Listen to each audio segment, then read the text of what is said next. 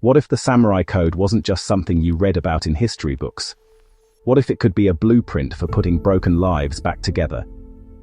This is a powerful idea. It's a concept of how one forgotten and abandoned kid, left at the gates of destiny, poured $200 million into building a sanctuary for the lost, all centered around an ancient code of honor. We live in a world that's pretty good at discarding people. But imagine one man, abandoned as a baby, spending a fortune to prove that what's broken can be made unbreakable. He's a billionaire with zero public profile, a total ghost in the system. And in this story, he uses his resources to build a modern-day samurai clan, from society's outcasts, those that have been excluded. But this isn't really about the money. It's about what happens when you give people who've been forgotten a new purpose. The chance to find true purpose and become protectors. Our world is full of ghosts. You've seen them. The veterans who come home from war but can't find a new mission. The kids without foster care, or who age out of foster care, with no one and nowhere to go. The people who made one bad choice and got labeled irredeemable for life. Our society is incredibly efficient at creating outcasts, people who feel invisible, disconnected, and stripped of their honor. People living on the literal and metaphorical margins, under bridges, in abandoned buildings, in the shadows of gleaming skyscrapers. Their expressions show deep hopelessness. They're living in the margins, believing their best days are long gone. That's the real problem here. It's this quiet epidemic of hopelessness, and it's the soil where an idea like this takes root. The visionary behind this idea is supposedly just as broken and abandoned as the people he wants to save. A baby abandoned at the gates of a samurai fortress.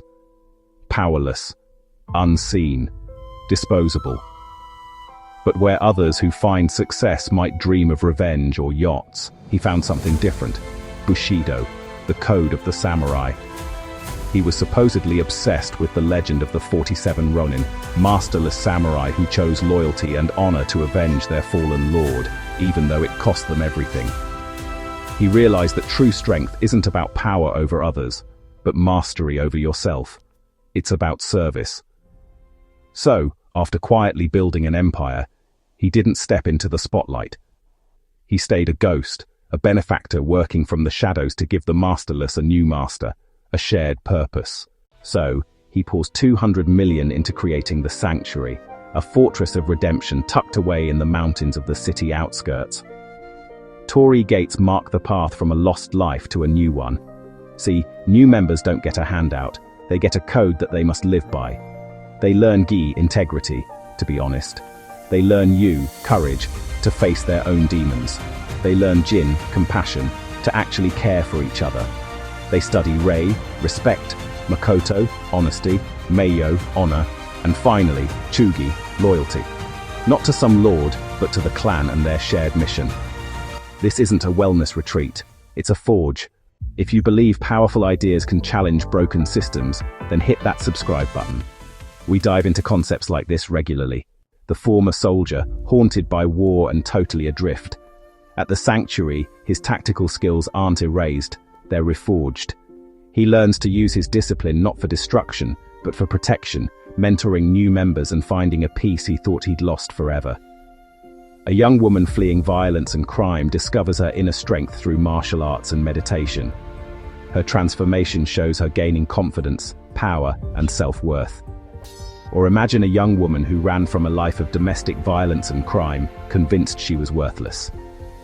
The young person that had no purpose or anyone who cared, embracing a life of crime and violence. Each small choice builds their character, sense of purpose and belonging, their inner light growing brighter. Through intense training in martial arts and meditation, they all uncover a strength they never knew they possessed. They learn that honor isn't something you're given. It's something you build slowly, one choice at a time. They show up as outcasts, but they're reborn as a powerful, unbreakable clan, a family bound by discipline and respect. So what's their mission? It's not violence. Their sword is a shield for other people. They form rapid response teams for disaster relief, moving with the speed of special forces, but with the heart of a humanitarian mission. Clan members work with at-risk youth, showing them martial arts, meditation, and the code of honor.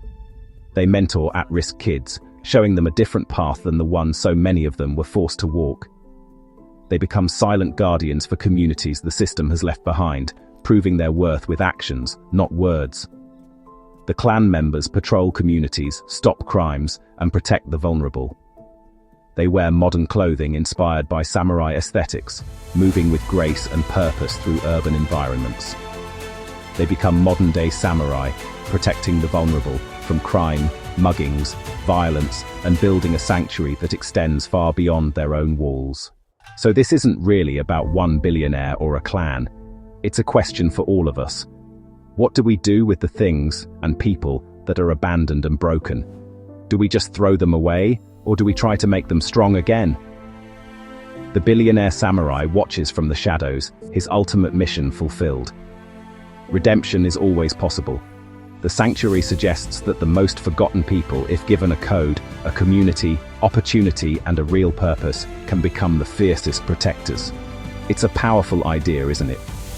That redemption is always on the table, and that inside the broken pieces of our world, there's the potential for a new kind of honor.